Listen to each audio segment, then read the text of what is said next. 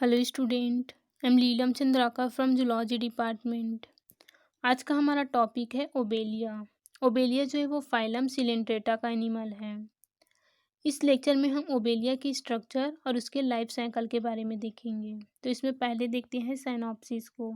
इसमें फर्स्ट है introduction, second है क्लासिफिकेशन, थर्ड है हैबिट एंड हैबिटेट, फोर्थ है एक्सटर्नल स्ट्रक्चर, फिफ्थ है इंटरनल माइक्रोस्कोपिक स्ट्रक्चर और सिक्स है लाइफ साइकिल ऑफ ओबेलिया। तो पहले हम इसमें देखते हैं इंट्रोडक्शन को। तो ओबेलिया जो है वो मेराइन वाटर में रहने वाला एक कॉलोनियल सिलेंट्रेट है। इसे सी फर भी कहा जाता है। और इसके कॉलोनी में दो प्रकार के जीड्स होते हैं, मतलब कि इसके दो फेज होते हैं। एक होता है पॉलिप और सेकेंड होता है मेडूसा। पॉलिप जो है वो इसका एसेक्सुअल फेज होता है और मेडूसा इसका सेक्सुअल फेज होता है। ठीक है। उसके बाद है क्लासिफिकेशन। तो ये फाइलम सिलेंट्रेटा का एनिमल है। क्लास है हाइड्रोजोआ, ऑर्डर है हाइड्रॉइड और जीनस है ओबेलिया। उसके बाद है हैबिट एंड हैबिटेट, मतलब कि इसका आवास स्थान और स्वभाव कैसे होता है। तो ये मेराइन वाटर मतलब समुद्र में पाया जाने वाला एनिमल है, जो कि एक प्लांट की तरह दिखाई देता है, बट ये एनिमल होता है। ओबेलिया जो है वो समुद्र में लगभग 75 से 80 मीटर की गहराई में पाया जाता है। और ये समुद्र की गहराई में किसी ठोस आधार जैसे कि रॉक्स हो गया, वेट्स हो गया, स्टोन्स या फिर किसी भी एनिमल के सेल से अटैच रहता है। ठीक है। उसके बाद है एक्सटर्नल स्ट्रक्चर। तो ओबेलिया जो है वो कॉलोनियल होते हैं, कॉलोनी बनाकर रहने वाला एनिमल है।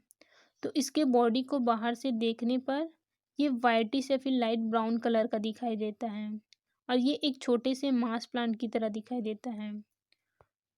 तो ये है ओबेलिया कॉलोनी। ठीक है। तो ओबेलिया कॉलोनी जो है वो एक छोटे से मॉस प्लांट की तरह दिखाई देता है और ये वाइटिश या फिर लाइट ब्राउन होता है। इनकी कॉलोनी को हाइड्रॉइड कॉलोनी बोलते हैं और इनकी कॉलोनी लगभग 2 से 3 सेंटीमीटर की होती है। अब इसके बॉडी में 2 टाइप के ब्रांचेस होती हैं। एक होता है हॉरिजॉन्टल और सेकंड होता है वर्टिकल। तो इनके बॉडी की इन्हीं ब्रांचेस के बेस पे इसको 2 पार्ट में डिवाइड किया गया है। इसमें से फर्स्ट है हाइड्रोराइजा और सेकंड होता है हाइड्रोकॉलस। ठीक है। तो हाइड्रोराइजा जो है वो कॉलोनी का बेस या फिर हॉरिजॉन्टल पार्ट होता है, जो कि एक रूट की तरह फैला रहता है।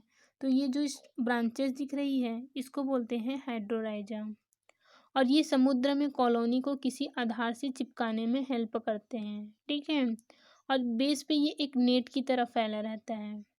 उसके बाद इन हाइड्रोराइजा से बहुत सी वर्टिकल ब्रांचेस निकलती हैं।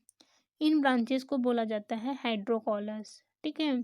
तो इनके जो मेन एक्सिस है, इनके मेन एक्सिस को हाइड्रोकॉली बोलते हैं। इन मेन एक्सिस से अनेक ब्रांचेस निकलती हैं। इन ब्रांचेस को हाइड्रोकॉलस बोला जाता है। ठीक है।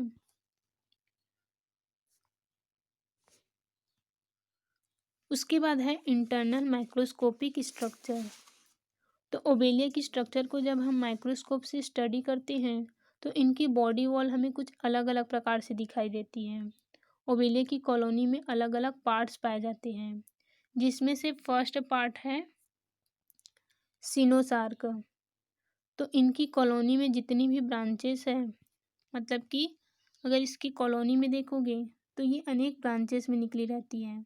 तो इनके जितने भी ब्रांचेस हैं प्लस इसके जूइट्स, जूइट्स मतलब कि ये जो स्ट्रक्चर दिखाई दे रही है इन ब्रांचेस में, इन स्ट्रक्चर को बोला जाता है जूइट्स।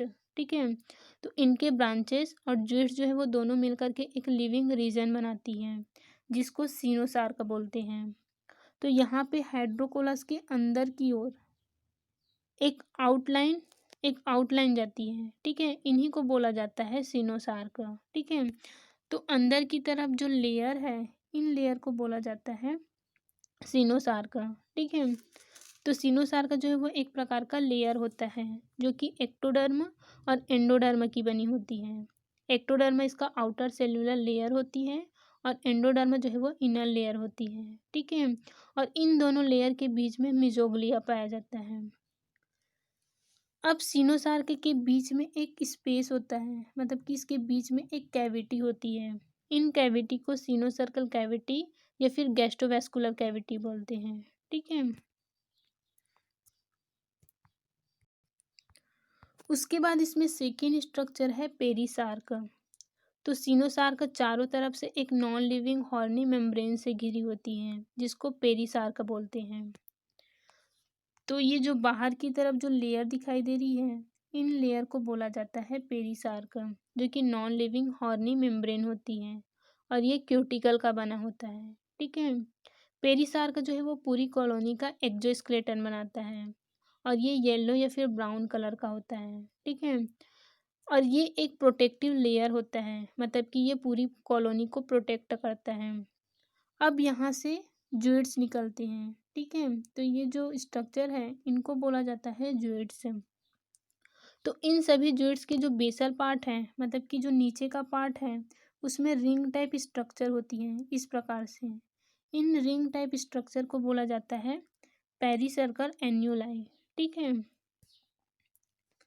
उसके बाद इसमें थर्ड स्ट्रक्चर है ज्यूइड्स। तो ओबेलिया कॉलोनी के जो प्रत्येक एनिमल है उनको ज्यूइड्स बोलते हैं। ठीक है। ओबेलिया की कॉलोनी जो है वो एक ट्राइमॉर्फिक कॉलोनी है। ट्राइमॉर्फिक कॉलोनी मतलब कि इसमें 3 प्रकार के ज्यूइड्स पाए जाते हैं। इसमें से फर्स्ट होता है पॉलिप, सेकेंड होता है ब्लास्टोस्टाइल और थर्ड होता है मेड्यूसा। ठीक है। तो इन 3 ज्यूइड्स में से कुछ जो है वो पूरी कॉलोनी को न्यूट्रिशन प्रोवाइड करते हैं, कुछ जो है वो एसेक्सुअल रिप्रोडक्शन करता है और कुछ सेक्सुअल रिप्रोडक्शन करता है। ठीक है। तो इसमें से फर्स्ट ज्यूइड्स है पॉलिप। पॉलिप को हाइड्रेंथ भी बोला जाता है। तो अगर इसकी कॉलोनी में देखोगे तो ये जो स्ट्रक्चर दिखाई दे रहा है इनको बोला जाता है पॉलिप। ठीक है। पॉलिप जो है वो पूरे कॉलोनी को न्यूट्रिशन प्रोवाइड करता है, मतलब कि ये पूरी कॉलोनी तक फूड पहुंचाता है और ये येलो कलर का सिलिंड्रिकल और हॉलो पाउच की तरह दिखाई देता है और ये 3 पार्ट में बटा रहता है। सबसे ऊपर की तरफ इसमें माउथ होता है, उसके नीचे होता है हाइपोस्टोम और इसके सबसे नीचे होता है हाइड्रोथिका। ठीक है। और इसके माउथ के चारों तरफ टेंटिकल्स प्रेजेंट होते हैं। अब अगर इसका वर्टिकल सेक्शन देखें तो ये है पॉलिप का वर्टिकल सेक्शन। ठीक है। इन पॉलिप के नीचे वाला पार्ट जो है वो थोड़ा सा संकरा होता है। ये थोड़ा सा संकरा होकर के हाइड्रोकॉलस के सिनोसार्क से जुड़ा जुड़ा रहता है। ठीक है। और आगे का पार्ट जो है वो एक कॉनिकल शेप का होता है और ये एक पोर के थ्रू बाहर की ओर ओपन होता है। इन्हें बोला जाता है माउथ या फिर इसी को हाइपोस्टोम भी बोलते हैं। ठीक है। अब इन माउथ के चारों तरफ टेंटिकल्स प्रेजेंट होते हैं, जिनकी संख्या 20 से 30 होती है और ये फूड को पकड़ने में हेल्प करती हैं। ठीक है। अब ये फूड को पकड़ने के बाद माउथ से फूड को अंदर ले आता है। ठीक है। तो ये इसका माउथ है और माउथ के चारों तरफ टेंटिकल्स प्रेजेंट होते हैं, जिनकी संख्या 20 से 30 होती है। ठीक है। और इन टेंटिकल्स में एक विशेष प्रकार का सेल्स प्रेजेंट होते हैं, जिसको निमेटोसिस्ट या फिर स्टिंगिंग सेल्स बोला जाता है। ठीक है।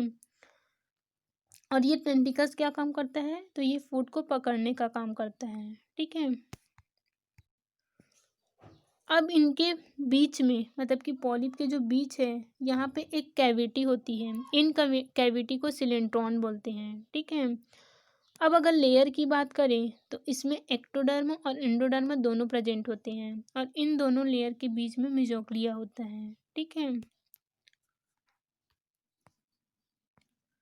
उसके बाद सेकेंड ज्यूइड्स है ब्लास्टोस्टाइल। तो ब्लास्टोस्टाइल को गोनेंजियम भी कहते हैं। ठीक है। और ये एक सिलिंड्रिकल ज्यूइड्स होता है और इनका मेन फंक्शन होता है एसेक्सुअल रिप्रोडक्शन के थ्रू मेड्यूसा को प्रोड्यूस करना। ठीक है। तो अगर इसकी कॉलोनी में देखोगे तो ये होता है जो बर्ड की तरह दिखाई देता है, इसको बोला जाता है ब्लास्टोस्टाइल। ठीक है। इसे गोनेंजियम भी बोलते हैं और इसी ब्लास्टोस्टाइल में मेड्यूसा का फॉर्मेशन होता है। अब अगर एक ब्लास्टोस्टाइल को देखें तो ये एक ब्लास्टोस्टाइल का स्ट्रक्चर है। ठीक है। ये एक सिलेंड्रिकल स्ट्रक्चर होता है और इन्हीं ब्लास्टोस्टाइल में एसेक्सुअल रिप्रोडक्शन के थ्रू मेड्यूसा का फॉर्मेशन होता है। ठीक है। तो यहाँ पे पहले बड का फॉर्मेशन होता है, ठीक है। एसेक्सुअल रिप्रोडक्शन के थ्रू इसमें बड का फॉर्मेशन होता है, जिसको मेडुसा बड बोलते हैं। ये मेडुसा बड आगे डेवलप करके इन ब्लास्टोस्टाइल से अलग हो जाता है। तो इसमें पहले क्या होगा, पहले एक बर्ड का फॉर्मेशन होगा, उसके बाद ये जो बर्ड है वो आगे ग्रोथ करता है और ग्रोथ करने के बाद इस ब्लास्टोस्टाइल से अलग हो जाता है और अलग होकर के यहाँ पे एक पोर होता है जिसको बोला जाता है गोनोपोर, ठीक है। ये इस गोनोपोर की हेल्प से बाहर निकल जाता है, ठीक है। अब प्रत्येक ब्लास्टोस्टाइल के चारों तरफ पेरिसार्का का एक लेयर होता है, इनको गोनोथीका बोलते हैं, ठीक है। और इन्हीं ब्लास्टोस्टाइल में बर्डिंग के थ्रू अनेक छोटी छोटी अम्ब्रेला लाइक सेक्सुअल स्ट्रक्चर बनती हैं, जिनको हम बोलते हैं मेडुसा बर्ड, ठीक है, जो कि आगे डेवलप होकर के इन ब्लास्टोस्टाइल से अलग होते हैं और इन गोनोपोर के थ्रू बाहर निकल जाते हैं, ठीक है। अब बाहर निकलने के बाद ये वाटर में तैरते रहता है और ये मेल भी हो सकता है और फीमेल भी हो सकता है। जो ब्लास्टोस्टाइल है वो मेल मेडुसा भी प्रोड्यूस करते हैं और फीमेल मेडुसा भी प्रोड्यूस करते हैं, ठीक है।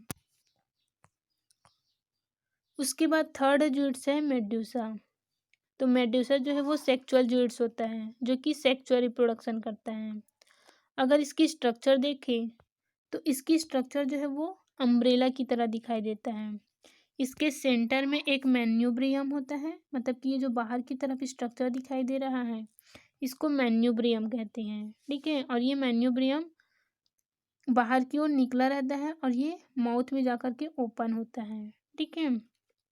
अब ये जो साइक्लिक स्ट्रक्चर दिखाई दे रही है इनको बोला जाता है वेलम। वेलम में टेंटिकल्स निकले रहते हैं, ठीक है। तो ये जो सर्कुलर स्ट्रक्चर है ये है वेलम और इन वेलम के चारों तरफ टेंटिकल्स प्रेजेंट होते हैं। इन टेंटिकल्स की संख्या स्टार्टिंग में 16 होती है और जैसे जैसे ये मैच्योर होते जाते हैं इसकी संख्या बढ़ती जाती है, ठीक है। अब मेडुसा में 8 स्टेटोसिस्ट होता है, मतलब कि ये जो सर्कुलर स्ट्रक्चर है उसके टेंटिकल्स का कुछ पार्ट जो है वो अंदर की ओर धंसा रहता है और इनकी संख्या 8 होती है। इसे बोलते हैं स्टेटोसिस्ट, ठीक है। ये स्टेटोसिस्ट जो है वो मेडुसा का बैलेंस ऑर्गन का काम करता है, ठीक है। उसके बाद मेडुसा में डाइजेस्टिव ऑर्गन भी प्रेजेंट होता है। मैन्यूब्रियम पर प्रेजेंट जो माउथ होता है वो अंदर की ओर स्टमक में ओपन होता है, ठीक है। और मेडुसा में जो डाइजेस्टिव ऑर्गन होते हैं ये गैस्ट्रोडर्मिस से लेयर्ड होती हैं। अब स्टमक से 4 रेडियल कैनॉल्स निकलती हैं। तो ये जो स्ट्रक्चर है इनको बोला जाता है रेडियल कैनॉल्स, ठीक है। ये रेडियल कैनॉल जो है वो अम्ब्रेला के किनारे की ओर जाकर के सर्कुलर कैनॉल में ओपन होता है और इन रेडियल कैनॉल में एक एक गोनेड्स प्रेजेंट होते हैं। तो इसमें गोनेड्स की संख्या 4 होती है, मतलब कि इसकी संख्या 4 होगी और ये रेडियल कैनॉल के बीच में प्रेजेंट होती हैं, ठीक है। अब इसमें मेल और फीमेल गोनेड जो है वो अलग अलग होते हैं। अगर ये मेल मेडुसा है तो इसमें गोनेड होगा टेस्टिस और अगर ये फीमेल मेडुसा है तो इसमें गोनेड होगा ओवरी, ठीक है। तो टेस्टिस से स्पर्म का फॉर्मेशन होता है और ओवरी से ओवम का फॉर्मेशन होते हैं, ठीक है। अब ये मेडुसा आगे ग्रोथ करके ओवेलिया का फॉर्मेशन करता है। उसके बाद है लाइफ साइकिल ऑफ ओवेलिया। तो इसमें सबसे पहले देखते हैं रिप्रोडक्शन को।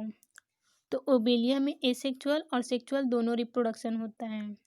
इसमें एसेक्सुअल फेज को पॉलिप और सेक्सुअल फेज को बोला जाता है मेडुसा, ठीक है। तो एसेक्सुअल फेज जो है वो इसमें बर्डिंग के थ्रू होता है और सेक्सुअल फेज इसमें गैमेट के फ्यूज होने से होता है, ठीक है। तो इसमें फर्स्ट है एसेक्सुअल रिप्रोडक्शन। तो ओवेलिया कॉलोनी में बर्डिंग के थ्रू एसेक्सुअल रिप्रोडक्शन होता है। इसके जो हाइड्रोराइजा है ये है एक ओवेलिया की कॉलोनी, ठीक है। और ये है इसका हाइड्रोराइजा। तो हाइड्रोराइजा से एक आउटग्रोथ लाइक स्ट्रक्चर बनती है जिसको हम बर्ड बोलते हैं, ठीक है। अब ये जो बर्ड है आगे ग्रोथ करता है और आगे ग्रोथ करके जूड्स की संख्या को बढ़ाते हैं, ठीक है। उसके बाद सेकेंड जूड्स जिसको हम ब्लास्टोस्टाइल बोलते हैं ये मेडुसा का फॉर्मेशन करती हैं। तो ये स्ट्रक्चर को बोला जाता है ब्लास्टोस्टाइल। इन ब्लास्टोस्टाइल में मेडुसा बर्ड का फॉर्मेशन होता है। तो इसके अंदर में मेडुसा बर्ड बनते हैं जो आगे डेवलप करते हैं और इन ब्लास्टोस्टाइल से अलग होकर के गोनोपोर के थ्रू बाहर निकल जाता है। ठीक है।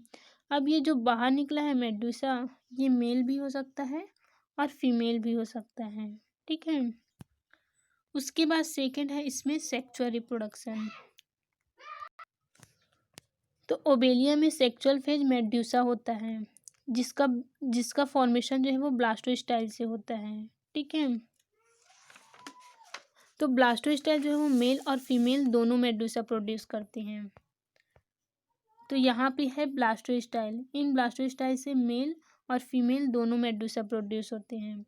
मेल मेड्यूसा जो है वो स्पर्म का फॉर्मेशन करते हैं और फीमेल मेड्यूसा ओवम का फॉर्मेशन करती हैं। अब इसमें आगे फर्टिलाइजेशन होता है। तो फर्टिलाइजेशन क्या है? जब मेल गैमेट स्पर्म और फीमेल गैमेट ओवम आपस में फ्यूज होते हैं तब उसको बोला जाता है फर्टिलाइजेशन। ठीक है। तो इसमें फर्टिलाइजेशन जो है वो एक्सटर्नल और इंटरनल दोनों होते हैं। ठीक है। इसकी जो गोनेड की जो इंटरस्टेटियल सेल्स होती है वो मेल के टेस्टिस में स्पर्म और फीमेल के ओवरी में ओवम को बनाती है। ठीक है। अब ये मेल गैमेट स्पर्म और फीमेल गैमेट ओवम जो है वो आपस में फ्यूज होकर के जाइगोट का फॉर्मेशन करते हैं। ठीक है। ये मेडुसा क्या करता है? मेल मेडुसा जो है वो अपने स्पर्म को वाटर में रिलीज कर देते हैं और फीमेल जो मेडुसा है वो अपने ओवम को ये भी वाटर में रिमूव कर देते हैं। ठीक है। अब वाटर में ही इसके स्पर्म और ओवम आपस में फ्यूज होकर के जाइगोट का फॉर्मेशन करते हैं। ठीक है। इसको बोला जाता है एक्सटर्नल फर्टिलाइजेशन। साथ ही इसमें इंटरनल फर्टिलाइजेशन भी होता है।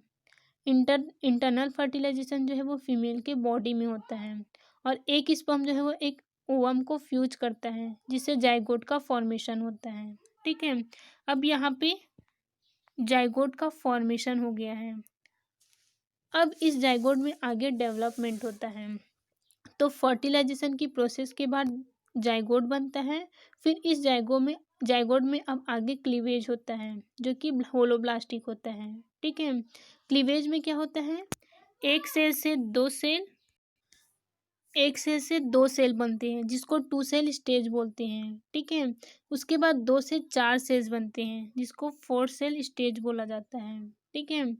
अब इसके बाद सेल जो है वो एक हार्ड गेंद के समान मॉरूला बन जाता है। मॉरूला के बाद इसमें ब्लास्टुला स्टेज बनती है। इसमें क्या होता है? एक कैविटी का फॉर्मेशन हो जाता है जिसे ब्लास्टोसिल कहते हैं। अब ब्लास्टुला के बाद सेल जो है वो घूमना शुरू करती हैं जिससे इनर सेल जो है वो बाहर की ओर और बाहर की सेल अंदर की ओर आ जाती हैं। ठीक है। और सभी सेल जो है वो 2 सरफेस में व्यवस्थित हो जाती हैं, मतलब कि 2 सेल्स में डिवाइड हो जाता है जिसकी आउटर सरफेस एक्टोडर्म और इनर सरफेस को एंडोडर्म बोलते हैं। ठीक है। और ये स्टेज जो है वो गैस्ट्रुला स्टेज कहलाती है। अब कुछ टाइम बाद में गैस्ट्रुला आगे ग्रोथ करती है जिससे ये लंबी हो जाती है। ठीक है। और बॉडी की सरफेस के ऊपर सीलिया का फॉर्मेशन हो जाता है। इस स्टेज में अब ये लार्वा में कन्वर्ट हो जाता है जिसको प्लेन्यूला लार्वा बोला जाता है। ठीक है। प्लेन्यूला लार्वा का जो आगे वाला सिरा है ये थोड़ा सा चौड़ा और गोल होता है और पीछे वाला सिरा थोड़ा नुकीला होता है। ठीक है। अब इसके अंदर में एक कैविटी का फॉर्मेशन होती है जिसको एंटेरॉन कहते हैं और साथ ही इसमें एक्टोडर्मा और एंडोडर्मा दोनों प्रेजेंट होते हैं। उसके बाद प्लेन्यूला जो है वो हाइड्रोला में कन्वर्ट हो जाता है। ठीक है। अब ये जो हाइड्रोला है वो अपने बेसल पार्ट की हेल्प से, मतलब कि नीचे वाली जो हाइड्रोलाइजा है उसकी हेल्प से ये किसी स्थान पर जाकर के स्थिर हो जाते हैं, मतलब कि समुद्र में किसी ठोस आधार से जाकर के अटैच हो जाता है। ठीक है। इसके बाद इसके बॉडी के अंदर पाए जाने वाले जितने भी ज्यूइट्स हैं वो धीरे धीरे डेवलप होते जाते हैं जैसे कि हाइड्रेंथ। ठीक है। इसके बाद ये आगे डेवलप करके, मतलब कि बर्डिंग के थ्रू ये एक कंप्लीट ओबेलिया कॉलोनी को बनाता है। तो इस प्रकार से इसमें एक कंप्लीट ओबेलिया की कॉलोनी बन जाती है जिसमें तीनों ज्यूइट्स प्रेजेंट होते हैं। ठीक है। और इन ज्यूइट्स का काम जो है वो अलग अलग होता है। कुछ इसमें न्यूट्रिशन प्रोवाइड करता है, कुछ एसेक्सुअल रिप्रोडक्शन करता है और कुछ जो है वो सेक्सुअल रिप्रोडक्शन करता है। ठीक है। तो ओबेलिया में अल्टरनेशन ऑफ जनरेशन होता है, जनरेशन दिखाता है। मतलब कि अगर किसी एनिमल के लाइफ साइकिल में एसेक्सुअल फेज और सेक्सुअल फेज का एक के बाद एक आते रहना ही अल्टरनेशन ऑफ जनरेशन कहलाता है। ठीक है। इसके बाद इस कॉलोनी में अब फिर से एसेक्सुअल रिप्रोडक्शन होगा, जिससे इसमें सेक्सुअल फेज मेडुसा बनेंगे और ये मेडुसा आगे फिर से अपने स्पर्म और ओवम को रिलीज करेंगे। ठीक है।